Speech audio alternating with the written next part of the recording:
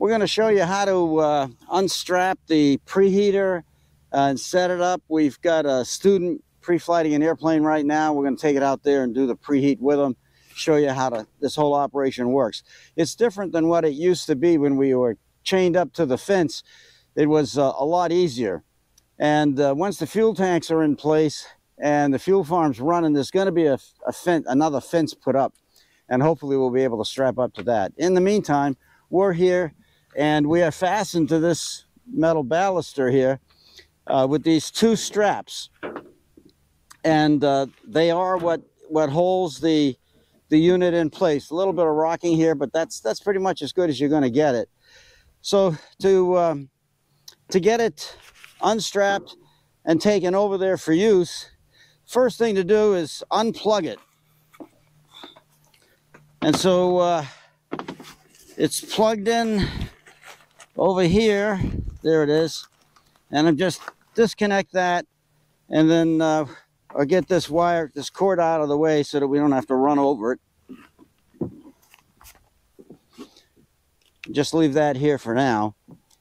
And then the brakes are on it. It's got two of the tires have brakes on it, so all you have to do is disconnect this. Now this is nice and taut. There's not much play in it, so what you have to do first is loosen it just a tad. Then you'll be able to disconnect it.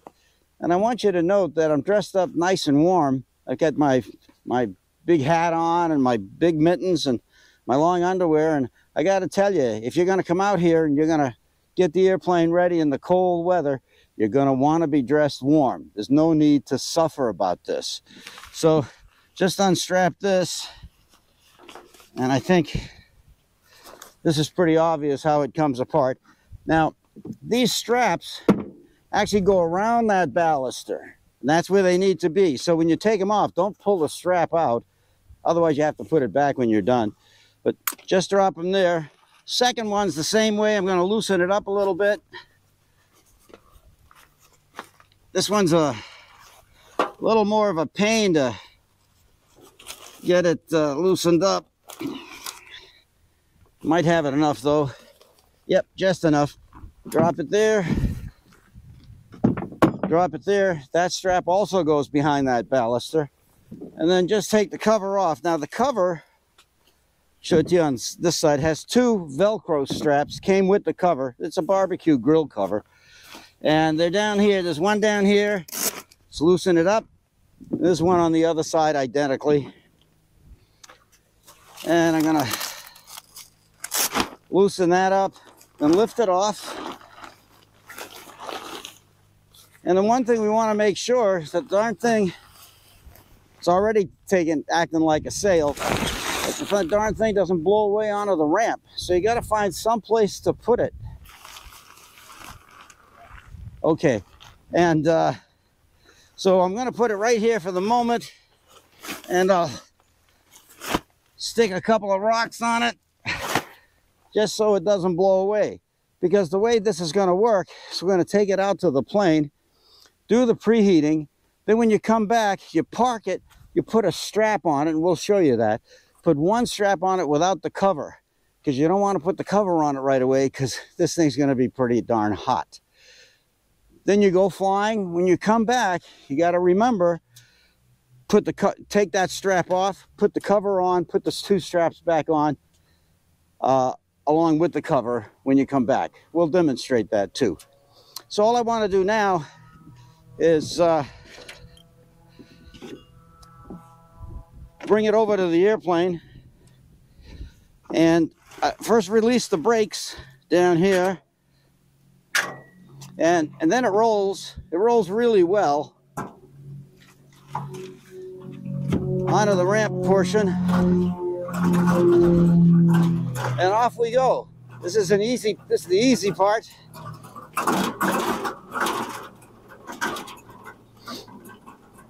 Okay, so getting it up to the airplane, and what I'm going to do is I'm going to set it up here so it's about 1.5 feet, 2 feet away from the cowling. That's about the right distance, and I've got it pointed on the right side of the cowling, and I'm going to put it there for about 10 minutes, and then I'm just going to turn it and point it at the other side for 10 minutes. And that should be plenty. Now there are brakes here. I can show you the brake, and make sure those are on. And there we go. And then if you come around to this side, this is the way it's going to start. This is really pretty easy, but there's a little nuance. That is, you'll notice the key, this key thing right here, and it's got a little tick that sticks out, and there's an indentation here for that. So you just put that in like that. That's all you have to do. And then, looking at this piece, you'll notice the instruction is to go from off to on, you rotate it this way, just 90 degrees. And so I sort of look at this little end of the key as pointed at the off, and now I just do this and just wait, and she'll go in a second. There she goes. If you look over here, oh yeah, plenty of hot air going right into the engine cowling. So we're going to leave it there for about 10 minutes, and then we will turn it and point it at the other side. Now, checking that the master switch is off, and just make sure that, try to get the prop straight like that, allows more of the air in there. So we'll let it run for 10 minutes and come back to you just at that time. All right, now it's been about 10 minutes, and what we want to do is point it a little bit to the other side. So I just have to take the brakes off and just move it a little bit. I can aim it right from here pretty easily, and then put the brakes back on. Now, one other feature I wanted to show that I've been put on this year is it's got an up-down dial, which raises and lowers the nozzle a little bit. You probably should never have to use it, but if you feel the need, if you look at it, it looks a little low maybe. Wow, that is hot. And you got to keep it, we're going to change the policy, you got to keep it about, 2.5 to 3 feet away. So if I think it's a little low, for example, right here, I can come around to the dial, and you can probably see that it says up, turn it this way, down, turn it that way. So if I want to turn it up a little bit, I can just turn this dial. That's about as far as it goes, and it raises it up just enough to help you out a little bit. So we're going to let it run again for another 10 minutes, and we'll shut it down and show you how to bring it back. Now, it's been about 10 minutes each side. I'm about 2.5 to 3 feet away from the cowling, and we're pretty much done. The engine looks pretty warm. It feels pretty warm. And so all we have to do is first shut it off. So shutting it off, just come back to this thing and turn it. Notice this thing here is almost straight up. Not quite, but anyway. Just turn it to go from on to off, 90 degrees counterclockwise. And it shuts right off. So you don't have to turn this 2 turns around. It's just 90 degrees on, 90 degrees off. And that shuts it off. Now bear in mind, it is hot. So you don't want to grab it with your hands or anything. I'm wearing my mittens because it's so cold out and I don't want to get cold. And so now all I have to do, before I release the brake, let me just show you the gas tank. The fuel is put in through this cap here, and the cap's a pain in the butt. I typically have to use a screwdriver to open it, but you should not have to open it. We have somebody in the club who's going to make a point of filling this regularly. But you can check the fuel level right here. There's a fuel gauge, and right now it's reading about 3/4 full, which should last a couple of weeks easily. And so that's the fuel gauge. And then this thermostat setting, just leave it where it is. If you set it on 140 or all the way clockwise, it's on its maximum value. It'll just keep the burner running as long as you have it on. And there's a little indicator here that's, you can't read it now because I shut the unit off, but it's a temperature reading, and you'll recognize that. That's just the outside temperature. You don't have to worry about that at all. Okay. And so now all I'm going to do is release the brakes and pull it over to its parking space. So doesn't get any easier than that. And I would just take it over to its parking space, and I'll see you over there. Okay, it really pulls pretty easily, especially if the dirt's frozen. And just keep pulling it, get it right.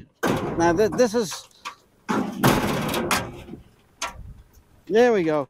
Get it on the plywood. If we have a chance, we'll try to make that a little better for you, because that's annoying. And then you got to get it here close. Got to get it up close to that pipe that we're going to strap onto. That's pretty good right there. I'm looking at the tire down here, and I see it's about 1 inch from the edge of the plywood, and that's probably pretty good. So put the brakes to get it into place, and then I'm going to plug it in.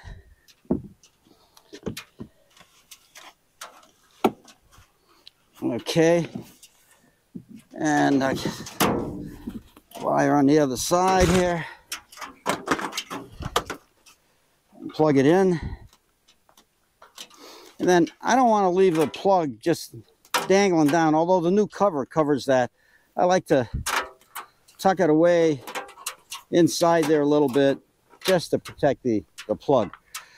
Now, when you're coming back from the airplane, you're not putting the cover on, so you're just going to put one of these straps on. So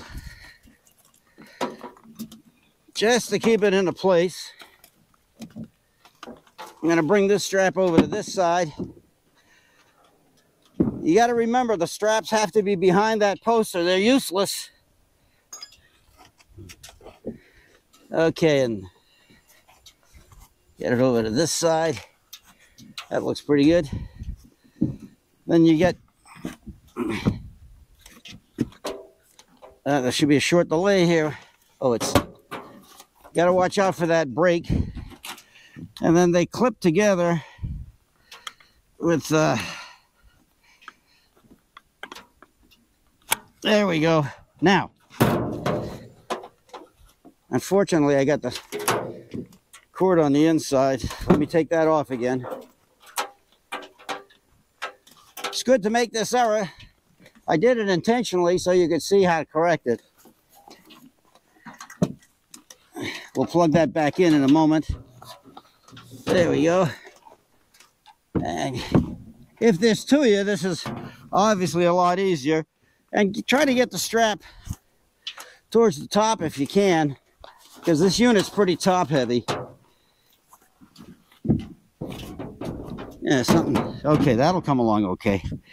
And then just then we just tighten it down. Hold on here. There, I think that's got it pretty good. Yeah, that's pretty taut. That's up there. You can try to get the strap higher if you can. Plug it back in again. This just keeps the battery plugged, charged up. And that's it. Try to get this as high as you can. Thing acts like a sail. Gets blown over pretty easily and very top heavy. So you can get it even up a little higher, especially if there's two of you. You can get it up as high as you can. That would be better. And then now you're going to go flying. So you go fly for an hour, whatever you're doing, and you come back. So now you return. It looks like this. But now what we're going to do is we want to put the cover back on it and then the two straps around it again. So first thing to do, of course, is take this strap off and just let it down. And then we put the cover on it. And again, if you have two of you, that's a lot easier.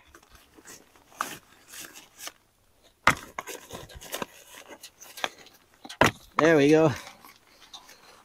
Unfortunately, it's under a dripping part of the roof, but that'll stop shortly. And now I'm going to invoke my student here, Matt. Okay, now you notice this two Velcro straps here. Yep. So I'll take, that's this end, you get the other end where the straps are. Yep, hold on now. Okay, and we just put it over the whole thing.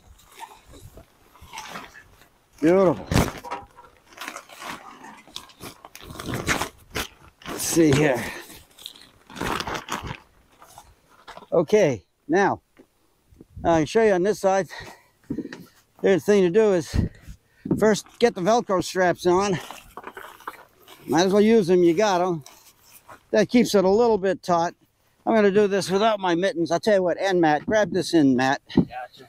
And you know, don't pull it too far, because I got to get this in. Hold on. Okay, now.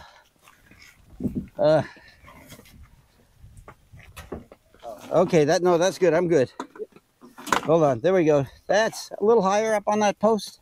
It's just caught on something. There we go. Okay. All right. So then, the strap here. That in should. Oh, you got. A little bit more. Oh, here we go. All right. Hold on. Let me give you a little more. Not too much length available, but plenty for the task at hand. And then just tighten that. And that's probably enough. But it always scares me when there's only one strap. So we have a second one we want you to put on. And works the same way as the first one.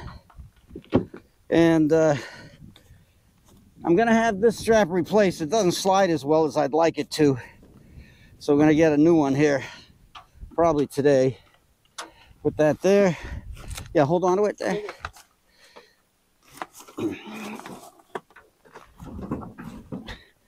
And there we go. And that's it. And that's pretty snug. Now the total time for bringing it back and tying it down is probably 2-3 minutes. Now if you've done it once or twice, it might even be less than that. So it's not a lot. And remember the club policy, if the temperature is below 40 and 25 Fahrenheit, then you must use preheat. If it's below 25 Fahrenheit, there's no flying in the club. So if you got a winter's day where it's 20 degrees in the morning, you might have to wait till mid-afternoon to get a flight in, simply because of the temperatures. Okay, Rod's behind the camera. Rod, anything else that I missed that you can think of? Nope, I think that's it. Okay, well, we will probably also bring a couple of bungee cords in addition to these to hold the cover on. And so if you see bungee cords on here, you know how they work. Just pull them apart and let them down. Okay, that's it. Happy flying.